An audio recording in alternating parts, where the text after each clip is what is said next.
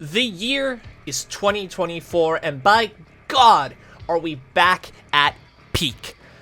After over 10 years of just boring, bland Saturday morning cartoon plots about Sonic vs. Eggman featuring the one, the only Miles Prower, we finally have in our hands a Sonic team created video game where the focus isn't Sonic. And the best part, it's actually good! Okay, review over, bye-bye. I mentioned in my Final Horizon video last year that I felt like the new cyberspace stages showed that Sonic Team had learned from reusing the old level layouts and how to properly use them with the current systems and playstyle. Shadow Generations cemented that idea. All 6 stages feel absolutely great to play through, and I've already seen some crazy ass speedruns, with the stages being split up into a 3D Act 1 and a 2D Act 2. They went out and, in my opinion, made some of the best 3D stages in absolute ages. Absolutely knocking Sonic Forces out of the way by showing that, yes, they can in fact make stages that are longer than a minute with more than 2 routes. Space Colony Arc is probably the best opening stage we've had in a 3D Sonic game, and I say that as somebody who just absolutely adores Emerald Coast and everything it stands for. It's got great cinematic moments, shows you the ropes pretty damn well, and sets the stage for how the other stages are gonna play. Real Canyon was a stage that I wasn't expecting to come back, and I am glad that it has. Not only is it much more playable, because in the last 20 years they had the bright realization that maybe putting rail swapping on the same button as jump in an already floaty control scheme wasn't a very good idea. But the HD visuals and a remix to the track help elevate it beyond the original. All it was missing was Shadow getting shot out of a cannon, but you know, you can't have everything in life. I really wanted to see Shadow get shot out of a cannon again though, that was really fun. In complete contrast to Sonic Generations, the final stage isn't shit! Like, it's actually fun. The EDM remix of Chaos Island is kinda but overall the stage is fun. Like, comparing it to that boring trash heap that's Planet Wisp in the Sonic portion, but even just in general. There really aren't any sleeper stages. My least favorite has to be Sunset Heights, and that's only because I hate forces with every single fiber of my being, and even that stage is fun. Honestly, my biggest gripe with the stages are the stage selections. Obviously, this is a theory, but something tells me this was supposed to be a 3-stage minigame. I have nothing to prove it, but why would they add a Sonic Forces and Sonic Frontier stage? Shadow did have a DLC episode in Forces, so I can kind of accept that, but why Frontiers? As far as we know, Shadow wasn't involved in Frontiers. I mean, they could always release a Shadow Frontiers or some DLC episode down the line next year, but Sega will tell you it's because the dev team wanted to add games from beyond generations. But that doesn't sit right with me. If you ask me, it's because the scope of the project got increased mid-development and they had to add 2 more stages, using the assets they had laying around from Forces and Frontiers. This would also explain a very obvious lack of Shadow 05 levels, or even Rivals and Colors. Sure, Shadow wasn't in the console version of Colors, but if he can go to Chaos Island, he can go to Eggman's Interstellar Amusement Park. Plus, it'd kinda add up, no? An SA2, Heroes, and 06 stage alongside bosses from those respective games, ending with Radical Highway and Black Doom. Honestly, I'm kinda looking a gift horse in the mouth with this, cause 6 stages was already way more than I was expecting. But I mean, honestly, they went out of their way to turn an open zone level into a traditional stage, so I would have loved to see what they would have done with stages from something like Rivals, which were fully 2D racers. Some of the stage themes in those 2 games were fun, so I don't really see an issue with the idea. The biggest gap is obviously a Shadow 05 level. A lot of people are wondering where Wistopoulos is, which I understand because it's his first level in his own game. But if you ask me, I would have gone with something different, like the Black Comet maybe, or Glyphic Canyon, or Mad Matrix for the shakeup. Obviously, Radical Highway fills the Green Hill Zone for Shadow, because it is his first stage in his debut appearance. And in that regard is utilized much better than Green Hill has been in recent years. Like, you guys know me, I hate Sonic nostalgia wanking, and the moment we get a game that isn't just, look at all this old stuff, is the day I start kissing Sonic Team's feet. So while I understand why people want Wistopoulos, I mean, let's face it, it's a blown up city. Radical Highway in this game fits that bill to a T.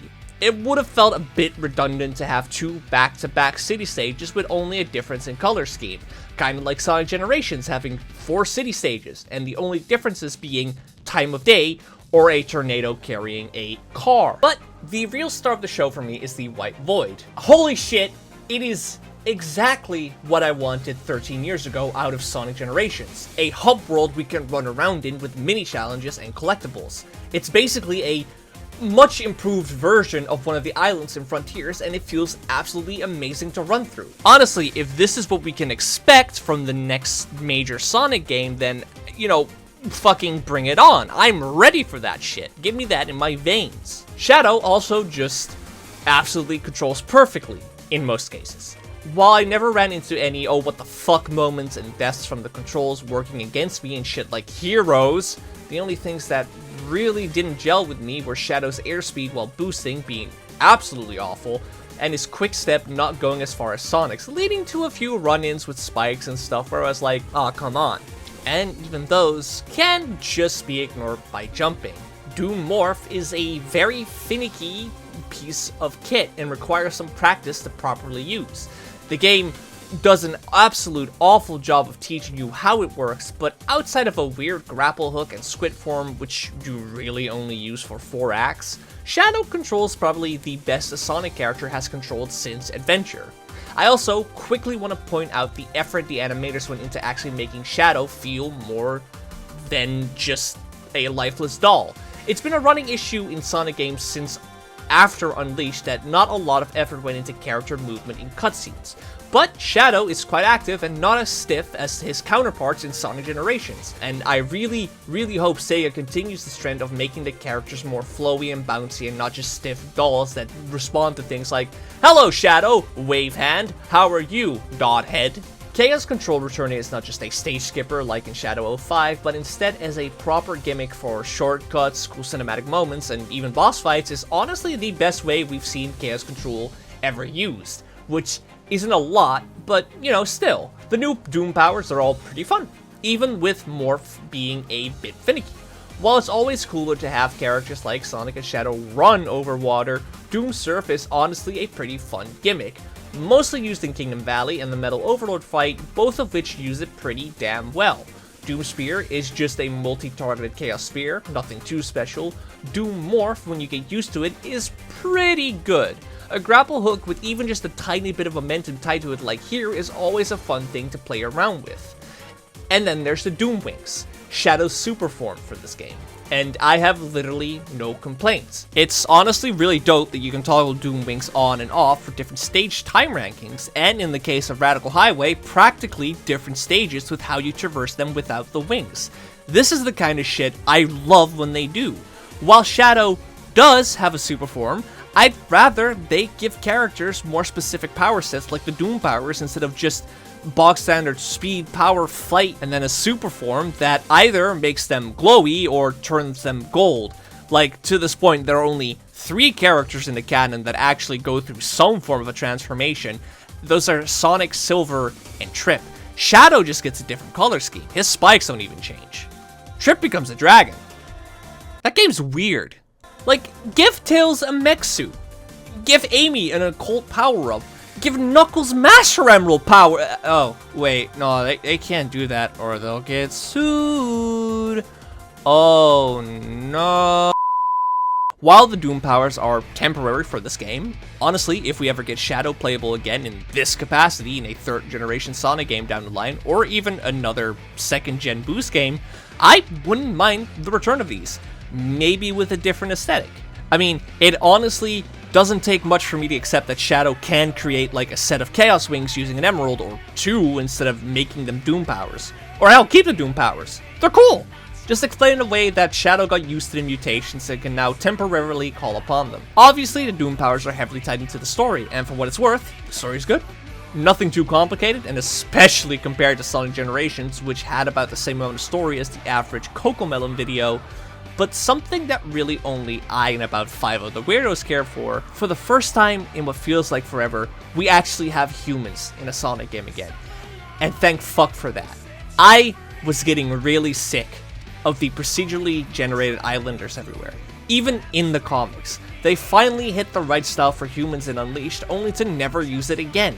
Maria has legitimately never looked better, and the exploration of her and Shadow's relationship is something I'll always appreciate no matter the game. Because Shadow being vulnerable is something that we rarely get. I'm sure other people have already said it, but this is basically just Shadow the Hedgehog 2 narrative-wise. I will say, I am curious what impact this has on Shadow as a character down the line, as Maria's urging of him standing against darkness with light in his heart is nice and all, but the only time after Generations we saw him, he had no character. He was just there to beat up clones of himself, and that was it. Who knows though, that's like for the future.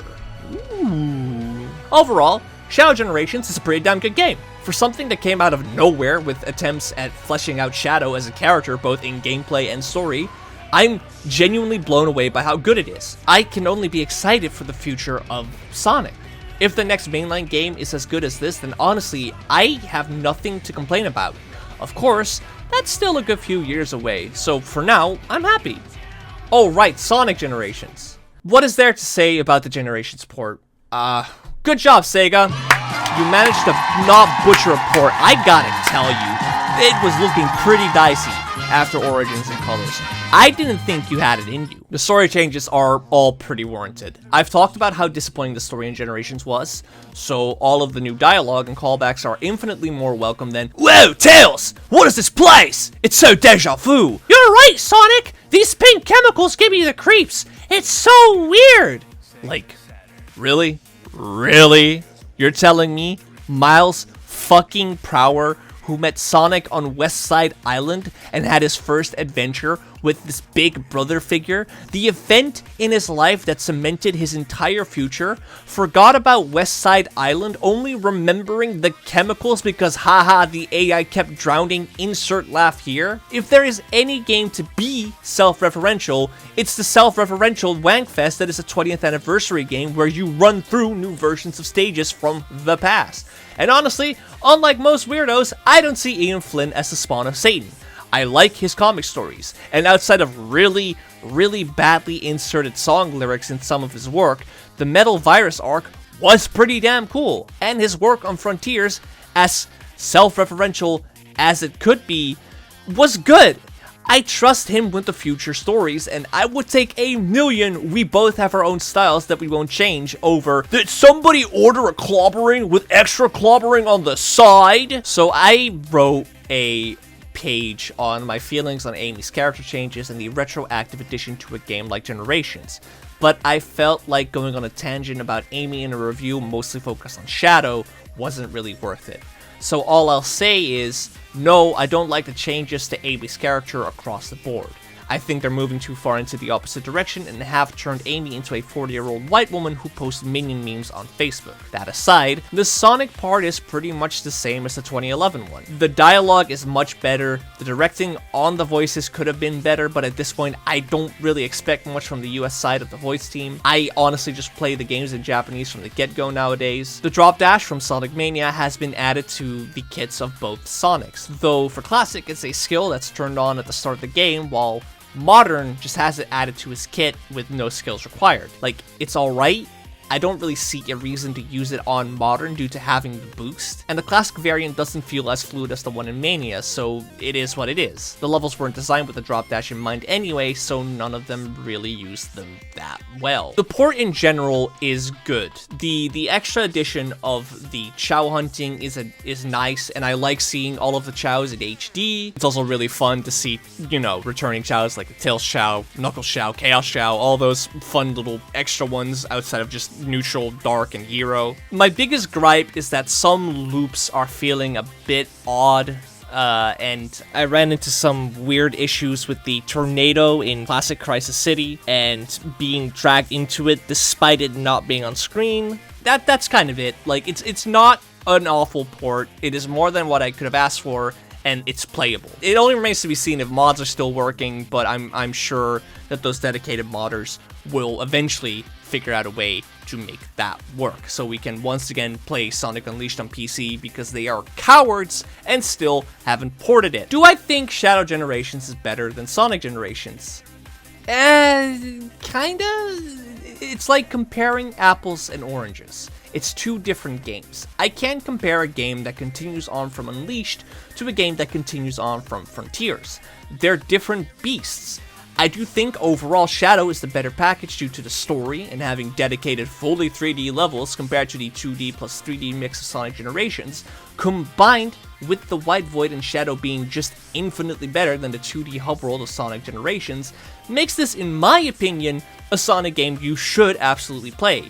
If you haven't picked up Sonic Generations before and need an excuse, then here you go.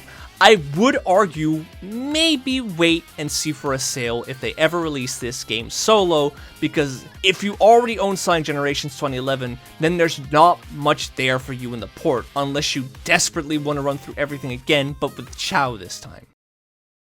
Anyway, they still haven't fixed Sky Sanctuary, it's still not yellow enough, this game fucking sucks, 0 out of 10, Sega, get your act together!